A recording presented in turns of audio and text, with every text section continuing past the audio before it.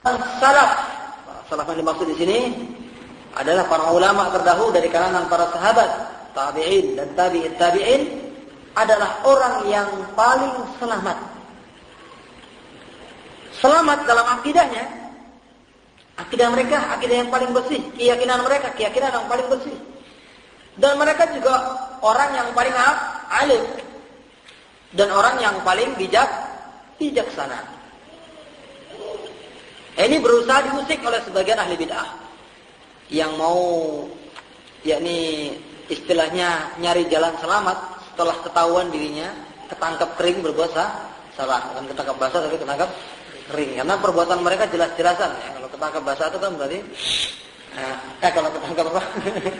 Karena perbuatan mereka itu terselubung, ya, tidak jelas-jelasan. Kalau orang sedang melakukan perbuatan jelas-jelasan ketangkap basah, ya. Mereka ketangkap kering. Karena orang-orang tersebut berusaha yang menutupi bid'ah itu dengan hal-hal yang terselubung.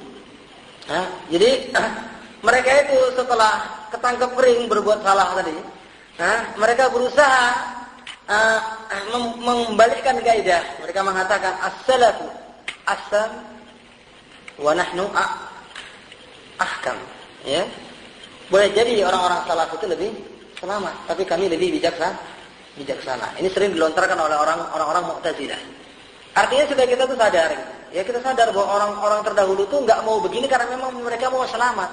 Tapi kita kan sekarang sedang menghadapi era globalisasi, ya, dunia yang sudah modern, cara berpikir yang sudah berubah. Ya, kita jelas harus membawakan Islam itu dengan bahasa kekinian yang lebih mudah dipahami manusia. Jadi orang terdahulu berkata begitu nggak salah, mereka nyari selamat. Tapi kita lebih bijaksana, ya, supaya mereka nggak dianggap salah. Ya. Tapi perlu ditegaskan bahwa tidak ada, ya, yakni kebijaksanaan melainkan kebijaksanaan yang berdasarkan sunnah Rasulullah sallallahu alaihi wasallam. Kalau para ulama menafsirkan ud'u ila sabili rabbika bil hikmah, yang dimaksudkan dengan hikmah di sini adalah sunnah Rasul sallallahu alaihi wasallam, seperti yang disebutkan oleh Ibnu Taimiyah dalam Majmu' Fatawa, ya, dalam kitab tafsir, yakni jilid yang ke-14 atau ke-15, saya lupa. Ya, antara dua jilid, ya, 14 atau 15. Beliau menyebutkan di situ bahwa yang dimaksudkan dengan al-hikmah adalah sunnah Rasul sallallahu alaihi wasallam. Jadi segala bentuk kebijaksanaan kalau menurut otak manusia enggak ada yang bijaksana. Yang bijaksana adalah yang menuruti sunnah Rasul. Jadi Ahlussunnah wal Jamaah, para ulama salaf adalah yang paling selamat akidah mereka. Ya, mereka itu apabila menilai Allah Subhanahu wa taala dengan penilaian sebagaimana yang ada dalam kitab dan sunnah, tidak menambahkan dan tidak melebihkan. Baru dalam batas-batas yang tidak diterangkan dalam kitab dan sunnah, mereka serahkan kepada Allah Subhanahu wa taala hakikatnya. Tapi segala yang diterangkan dalam kitab dan sunnah dia terangkan. Tidak ditakwilkan, tidak diselewengkan dan lain sebagainya. Demikian pula dalam amal ibadah, Ahlussunnah wal Jamaah adalah kelompok yang paling selamat. Bagaimana tidak? Karena Ahlussunnah wal Jamaah adalah ahlul hadis. Mereka adalah orang yang paling giat mempelajari hadis-hadis Nabi sallallahu alaihi wasallam. Mereka yang paling tahu mana yang sahih, mana yang dhaif, mana yang lemah, mana yang kuat dari hadis-hadis Nabi sallallahu alaihi wasallam. Mereka juga yang paling tahu mana sunnah Nabi alaihi salatu wasallam. Seperti yang dinyatakan oleh Ibnu Abbas, ya. Ketika suatu saat beliau itu pernah, ya, mengadakan daurah, ya, di satu perjalanan. Ya, namanya mungkin pada waktu itu bukan daurah, ya. Tapi kalau kita lihat bentuknya itu seperti daurah. Jadi beliau itu berceramah dari mulai matahari agak tinggi terus sampai zuhur. Kemudian istirahat, salat, kemudian salat lagi sampai asar.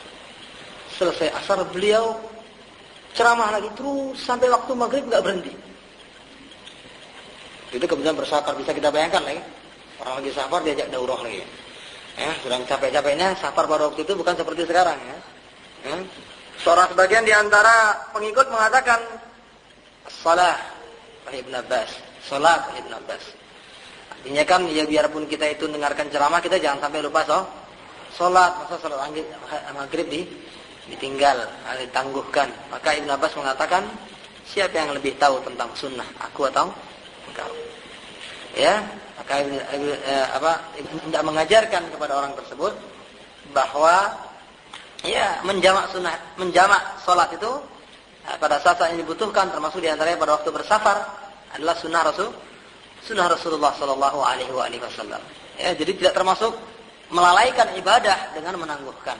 Ya, apalagi untuk urusan yang namanya ta'lim di saat bersafar. Tapi saya nggak ngajak untuk ditakhirkan zuhur ini. Ini banyak nggak sabar ya. Jadi ini menunjukkan ya, ikhwan sekalian fiddin, bahwa yang dipandang manusia itu bijaksana nggak selamanya bijaksana. Yang bijaksana adalah yang menuruti sunnah Rasul Sallallahu Alaihi Wasallam. Ikhwan sekalian fiddin dan akhwat sekalian fillah yang dimuliakan oleh Allah Subhanahu Wa Taala. Maka demikian juga dengan sistem dakwah. Ahlus Sunnah wal Jamaah memiliki sistem dakwah yang paling selamat, khususnya dari celah-celah yang bisa dimasuki oleh setan. Di sini saya hanya sedikit mengutip, yakni beberapa hal yang disampaikan oleh Syekh Shalih Al Fauzan dalam muqaddimah, yakni Manhajul Anbiya fi Da'wati Allah. Saya tidak membacakan buku ini, tapi saya hanya mengambil dari kata sambutan Syekh Shalih Al Fauzan, yang beliau menerangkan di situ beberapa ciri dakwah Ahlus Sunnah wal Jamaah. Yang dengan ini kita akan bisa mengetahui bahwa dakwah Ahlus Sunnah wal Jamaah adalah dakwah yang paling memperhatikan kebutuhan umat. Dakwah yang paling memperhatikan kebutuhan umat. Dan nanti akan kita jelaskan kesalahpahaman orang terhadap hadis Nabi Sallallahu Alaihi Wasallam yang sebenarnya bukan hadis Nabi ya, tapi perkataan Ali bin Abi Thalib yang disebutkan oleh Al Imamul Bukhari dalam Kitabul Ilm. Hadithun nas ala qadri uqulihim aturiduna an yukadzdzaballahu wa rasuluhu. Ini perkataan Ali. Ini sering disalah tafsirkan oleh sebagian orang, yang artinya bicaralah kepada manusia itu sebatas pemahaman mereka. Apakah kamu suka kalau seandainya Allah dan Rasul itu didustakan? Artinya kita ngomong di hadapan orang dalam masalah yang mereka itu nggak bisa ngerti. Akhirnya kalau nggak ngerti mereka itu mendustakan Allah dan Rasul. Itu jangan sampai terjadi. Nah ini sering dijadikan alasan oleh sebagian kelompok dakwah itu untuk merubah sistem dan metodologi dakwah, disesuaikan dengan kondisi umat yang mereka dakwahkan. Padahal yang dimaksudkan dalam hadis ini adalah di dalam cara menyampaikan, ya, di dalam cara menyampaikan dan sistematika penyampaian dakwah yang mungkin berbeda antara dakwah yang disampaikan kepada petani dengan dakwah yang disampaikan kepada insinyur. Berbeda, ya. Masing-masing bisa saja sama-sama diajarkan tauhid, tapi cara menyampaikannya berbeda. Enggak karena insinyur ya langsung kita ajari, baru ngaji langsung diajari mustalahul hadis atau usul fiqih, ilmu faraid yang susah-susah. Ya. Nah, karena petani ya baru pertama kali ngaji baru diajari tauhid. Enggak demikian. Ya. Tidak demikian. Apa yang harus disampaikan pertama kali kepada seorang yang awam dalam Islam itu harus disampaikan pertama kali. Cuma mungkin cara penyampaiannya yang berbeda yang satu dengan yang lain. Di sini perbedaan dakwah Ahlus Sunnah wal Jamaah dengan yang lain. Ya, metodologi Ahlus Sunnah wal Jamaah itu tidak berubah. Tapi dalam sistematika penyampaian bisa saja berbeda antara satu orang dengan yang lain, karena itu adalah termasuk salah satu di antara ajaran Rasulullah Sallallahu Alaihi Wasallam. Ikhwan sekalian fiddin yang dimuliakan oleh Allah Subhanahu Wa Taala, di sini saya sampaikan satu persatu dari apa yang beliau sampaikan dengan mungkin diberikan beberapa tambahan dari kitab yang lain, dan urutannya saya rubah di sini. Ya, urutannya saya rubah karena ada beberapa hal yang perlu saya sampaikan pada akhirnya, sehingga saya rubah urutannya. Yang pertama adalah taqdimul aham fal aham, ya. Mendahulukan mana yang terpenting.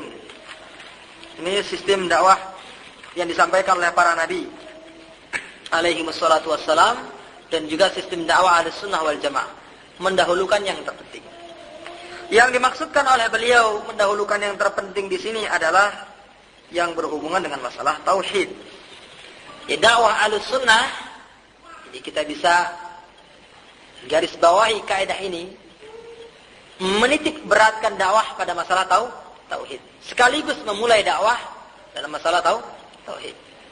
Memulai dakwah dalam masalah tauhid dan menitik beratkan dakwah pada masalah tauhid. Jadi yang pertama kali disampaikan kepada orang yang awam adalah tauhid. Dan yang dititik beratkan dalam dakwah Ahlussunnah sepanjang perjalanan mereka juga masalah tauhid. Itu dakwah yang diemban Ahlussunnah wal Jamaah dan tidak ada seorang pun di antara Ahlussunnah wal Jamaah yang mengingkarinya. Maka apabila ada satu kelompok dakwah yang menitik beratkan dakwah bukan pada masalah tauhid, mengesampingkan masalah tauhid, apalagi sampai mengakhir-akhirkan, menunda-nunda permasalahan tauhid untuk diajarkan kepada umat, ini menunjukkan penyimpangan mereka dari dakwah Ahlussunnah wal Jamaah. Karena dakwah mereka menyimpang dari dakwah seluruh para nabi. Karena seperti yang sudah saya sebutkan tadi, setiap rasul yang diutus mengajak manusia untuk berdakwah kepada Allah Subhanahu wa taala. Demikian juga yang disebutkan di dalam hadis Nabi sallallahu alaihi wasallam yang diriwayatkan oleh Imam Bukhari dan lain-lain, umirtu an uqatila an-nas hatta yashhadu an la ilaha illallah. Aku diperintahkan untuk memerangi manusia. Coba, perang itu disyariatkan dalam Islam kepada orang-orang kafir di Darul Harbi, yaitu di tempat atau negara yang telah dibolehkan, disyariatkan kita berperang dengan mereka sampai mereka itu mengucapkan syahadat. Berhentinya peperangan sampai mereka mengucapkan kalimat la ilaha illallah. Karena itu adalah yang merupakan tujuan daripada dakwah. Ya. Demikian juga ketika Nabi SAW mengutus Mu'adz bin Jabal ke Yaman, innaka ta'ti qauman min ahli al-kitab falyakun awwalu ma tad'uuhum ilaihi syahadatu an la ilaha illallah. Ya, sesungguhnya engkau akan diutus kepada satu kaum yang mereka itu bekas kitab. Ya. Ingat bahwa yang pertama kali harus didakwakan kepada mereka adalah apa? Syahadat la ilaha illallah. Coba kita lihat di sini. Beberapa ini dua hal. Yang pertama, ucapan Nabi hendaknya yang pertama kali didakwakan adalah la ilaha illallah. Yang kedua, latar belakang yang diajak dan didakwah ini siapa mereka? Ahli kitab. Ahli kitab ini bukan orang yang enggak pernah belajar tentang masalah ketuhanan, bukan tak pernah belajar tentang masalah agama, ya.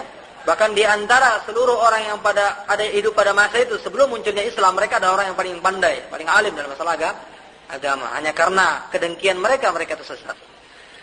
Tapi tetap dakwah yang difokuskan adalah setelah mereka masuk Islam, tetap mereka itu diajak untuk menginikan syahadat. Ikhwan sekalian fiddin dan akhwat sekalian fillah yang dimuliakan oleh Allah Subhanahu wa taala. Demikian juga karena yang namanya tauhid, yang namanya dakwah kepada tauhid adalah dakwah yang akan menyelamatkan manusia dari masuknya manusia ke dalam neraka selama-lamanya. Artinya apabila manusia itu selamat tauhidnya, selamat dari perbuatan syirik, poin pertama telah didapat. Paling tidak dia tidak akan masuk ke dalam neraka selama-lamanya. Tapi meskipun sholatnya bagus, ya, ibadahnya khusyuk, tapi kalau syirik masih bersarang dalam dirinya percuma. Dia akan kekal di dalam neraka selama-lamanya. Nah, kita bisa bayangkan di sini nilai penting daripada tauhid. Karena tauhid itu akan membawa manusia selamat untuk tidak masuk neraka selama-lamanya. Itu poin pertama. Dan kalau sempurna tauhid tersebut, seperti yang dinyatakan oleh Muhammad bin Abdul Wahhab atau yang disebutkan dalam Al-Jami'ul Farid, ya, termasuk sarah mukhtasar dari dalam bentuk tanya jawab dari Kitab Tauhid yang ditulis oleh Muhammad bin Abdul Wahhab. Beliau menyatakan apabila sempurna tauhid seseorang maka dia akan selamat dari neraka secara mutlak. Tapi kalau tidak sempurna tauhidnya, paling tidak yaitu selamat untuk tidak masuk neraka selama-lamanya. Selama di dalam hatinya itu tidak ada kemusyrikan. Karena Allah Subhanahu wa taala telah berfirman dalam surat An-Nisa ayat 115 dan juga dalam ayat-ayat yang semisal dengannya. Apaan ya?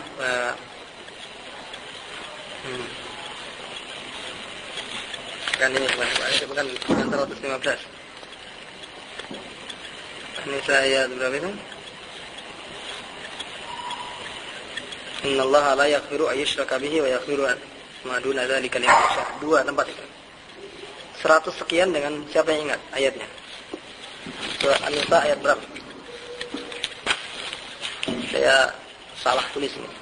Kan 115 itu yang saya ingat saya wa may yushaqiqir rasul ya. Mbak di mata bayyana lahumul huda. Dia ingat coba di ini kan, barangkali ada yang mau nulis. Dikeraskan saya suaranya. Sebutkan supaya ditulis. Dua tempat ya, 100 berapa belas? 116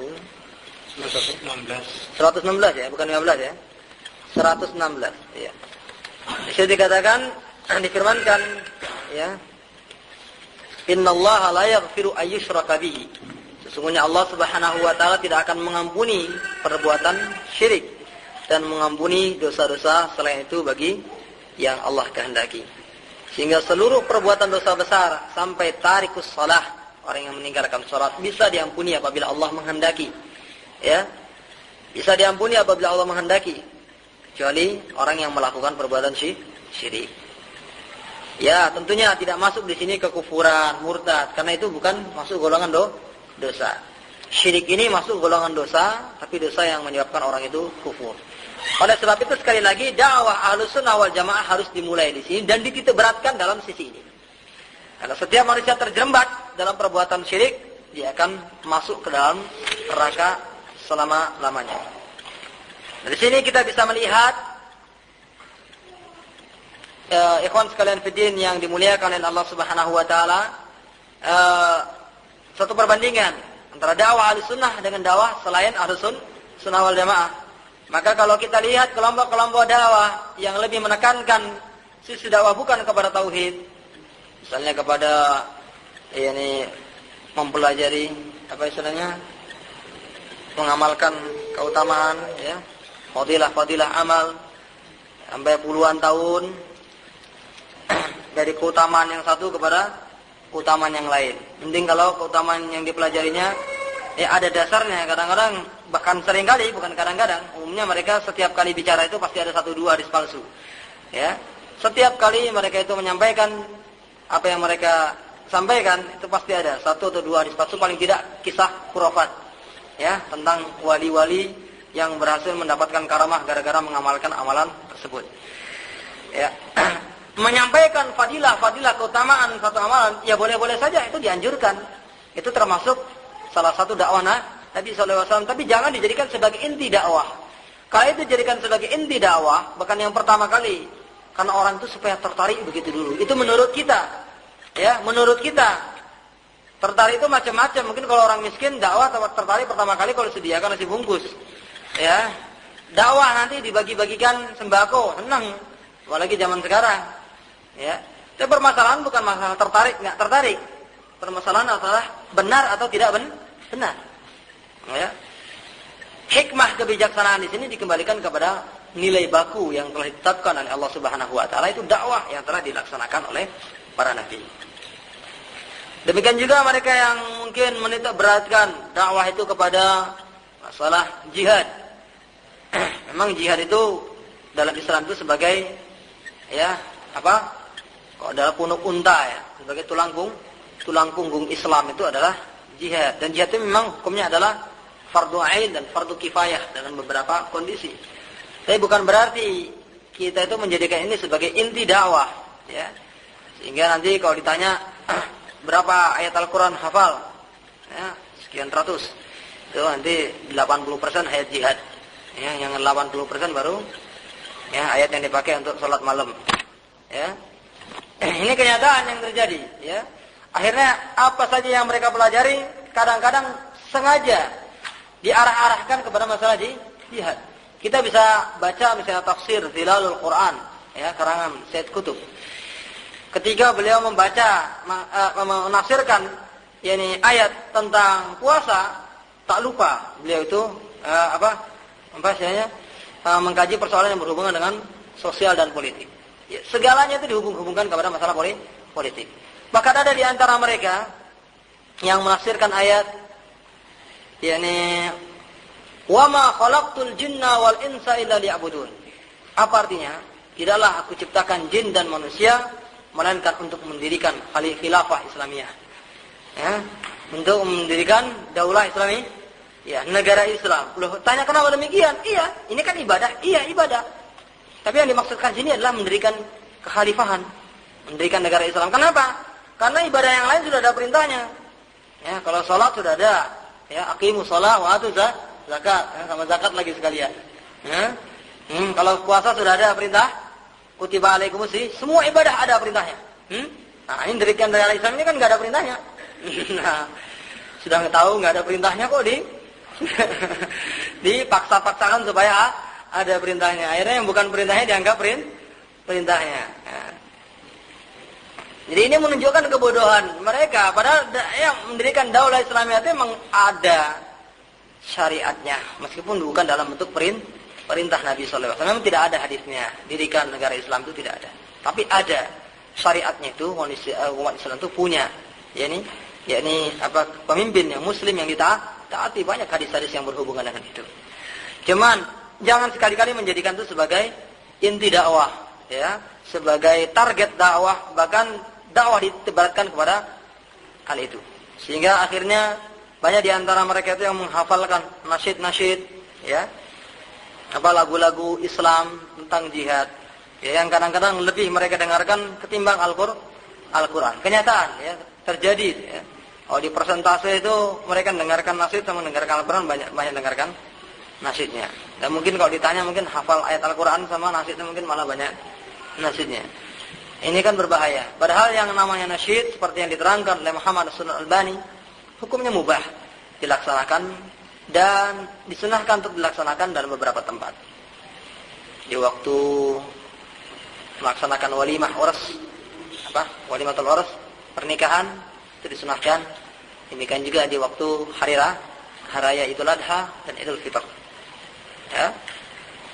Dan dimubahkan untuk dilaksanakan di lain tempat selain itu. Tapi tidak boleh dijadikan kebiasaan. Golongan pertama yang menjadikan nasyid itu sebagai kebiasaan, bahkan dijadikan sebagai pemompa ibadah adalah orang-orang tasawuf, dan mereka itu terpengaruh dengan budaya orang-orang di luar Islam, ya. Orang Kristen nyanyi di gereja, dia nggak mau kalah, akhirnya, ya, berzikir pakai nyanyian, goyang-goyang, kiri kanan lagi. Ini terjadi dan itu diabadikan, ya, dalam ajaran-ajaran mereka sampai sekarang ini. Ya, secara tidak langsung banyak orang-orang gerakan itu yang tidak sadar bahwa itu adalah merupakan ajaran-ajaran yang disadur dari orang-orang tasawuf, ya, yang dasarnya adalah merupakan ajaran-ajaran di luar Islam. Islam tidak pernah mengajarkan nyanyian itu sebagai pemacu ibadah, ya. Sifatnya hanya mubah. Sifatnya hanya mubah, itu pun harus dipilih-pilih betul. Yang nyanyikan pun nggak boleh sembarang orang, ya.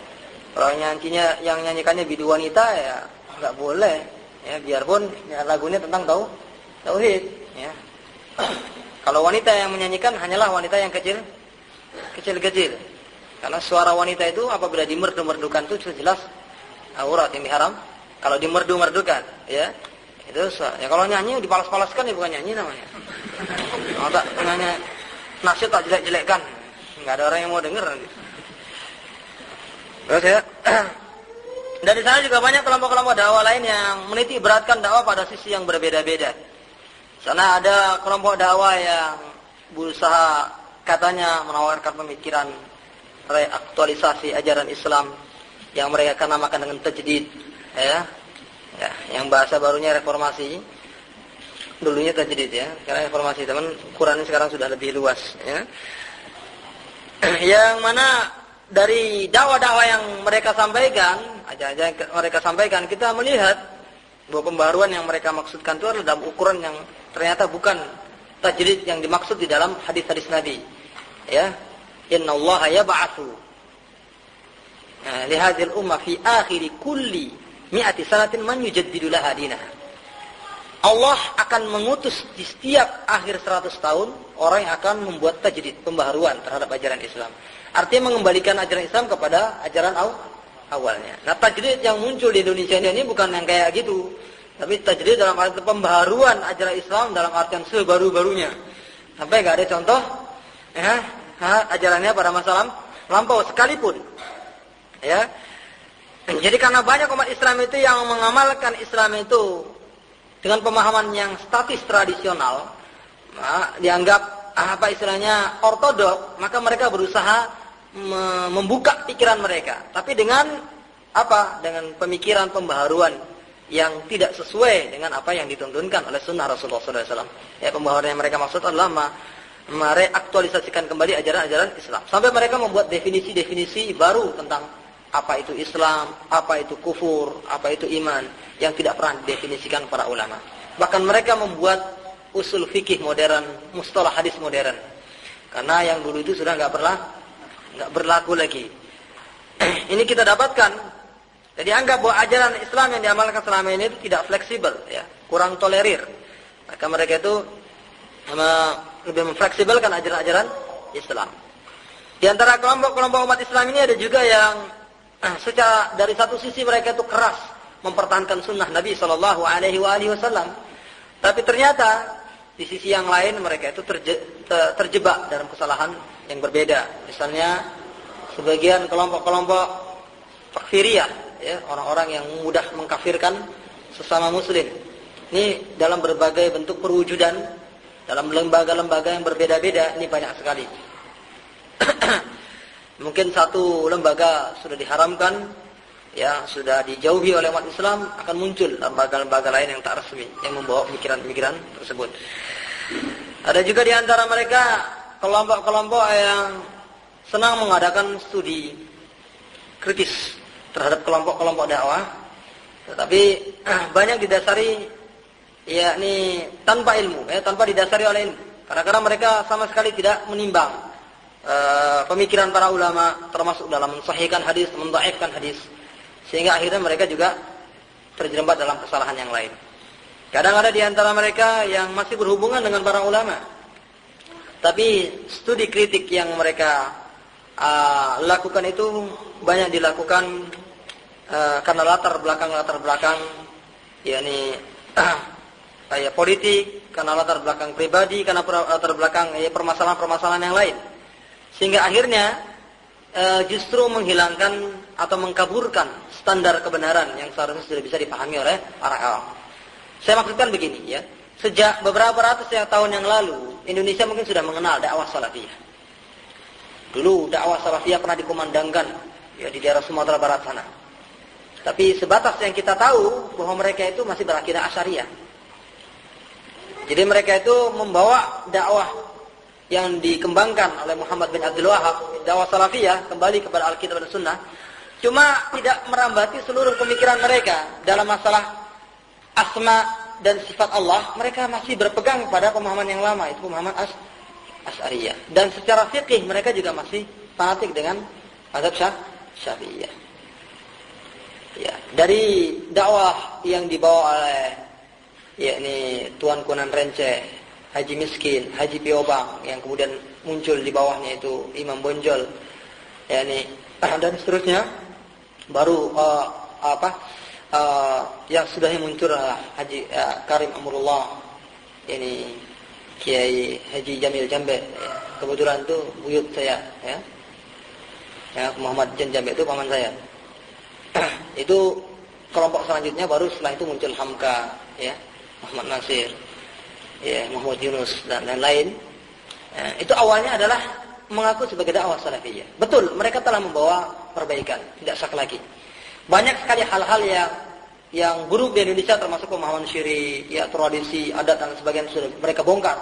Banyak sekali ajaran Islam mereka kembangkan. Bahkan kalau mau tahu bahwa ajaran menutup aurat, ya, itu sudah pernah berkembang sedemikian pesat di beberapa daerah di Sumatera Barat. Sehingga setiap wanita yang keluar rumah pada waktu itu, ini dari kisah orang-orang tua yang masih hidup sekarang, ya, bercerita sama saya sendiri. Dulu wanita itu keluar rumah itu memang tidak memakai jilbab ataupun cadar seperti yang ada sekarang ini. Tapi mereka keluar itu dengan memakai sarung dengan ditutup wajahnya. Sehingga orang-orang tua itu bilang dulu, ya, kalau mau melihat wanita itu pura-pura main di belakang rumah. Bawa ayam, bawa apa, main di belakang rumah. Ya, itu saking sulitnya melihat wanita di beberapa daerah Sumatera Barat, dan masih ada 1-2 daerah yang masih begitu sampai sekarang. Jadi dakwah itu ada berbekas. Cuma permasalahannya karena tidak sempurna dakwah salafiyah yang mereka terapkan, akhirnya itulah yang diakui sebagai dakwah salafiyah dalam artian yang sesungguhnya. Sehingga ketika ada orang-orang yang berusaha mengembalikan dakwah ini kepada asalnya, artinya direvisi kembali, mereka tidak menerima. Dan dakwah salafiyah ini sendiri sudah bermodifikasi, ya, berubah wujud dalam beberapa bentuk dakwah yang berbeda-beda. Ya, kan dakwah itu muncul Persis, muncul Muhammadiyah, muncul Al-Irsyad, muncul beberapa aliran lembaga-lembaga Islam lainnya. Yang masing-masing di antara mereka punya kelebihan dan kekurangan masing-masing. Padahal asalnya mereka dari satu guru. Ya, guru mereka semua adalah